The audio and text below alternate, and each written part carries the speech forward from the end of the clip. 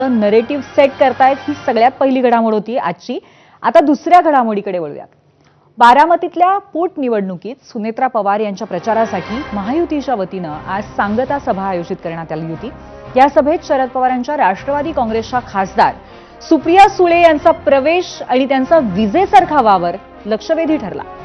पण मुख्यमंत्री देवेंद्र फडणवीस पोहोचण्याच्या आधी त्या आल्या आणि त्याच वेगानं तिथून निघूनही गेल्या।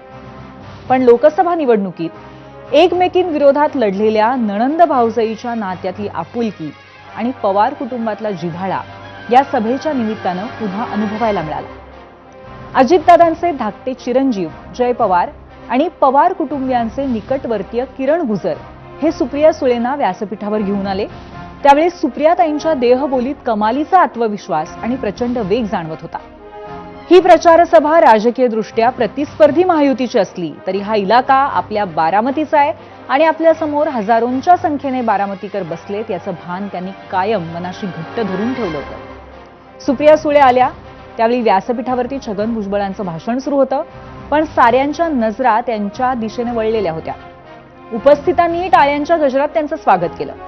सुप्रिया सुळे व्यासपीठावरती येताच धनंजय मुंडे आणि दिलीप वळसे पाटलांनी त्यांना उभं राहून अभिवादन केलं। त्यांच्या अभिवादनाचा स्वीकार करून त्या वेगानंच उजवीकडे वळल्या। खुर्चीवरच बसून राहिलेले हसन मुश्रीफ आणि उभं राहावं की नाही या मनस्थितीत अवघडलेल्या सुनील तटकरेंना ओलांडून त्या झरकन पुढे निघाल्या। व्यासपीठाच्या एका टोकाला बसलेल्या हर्षवर्धन पाटील आणि स्थानिक नेते मंडळींची भेट घेऊन त्याच वेगानं व्यासपीठाच्या दुसऱ्या टोकाला निघाल्या। त्याही वेळी सुनील तटकरेंची आपण उभं राहावं की नाही ही मानसिक कोंडी कायम असल्याचं दिसून आलं।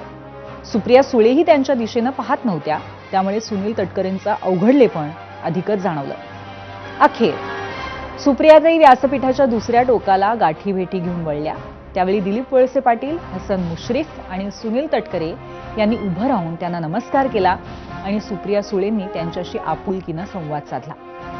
त्यानंतर त्यांनी व्यासपीठाच्या बॅकड्रॉपच्या दिशेने जाऊन अजित पवारांच्या छायाचित्राला अभिवादन केलं।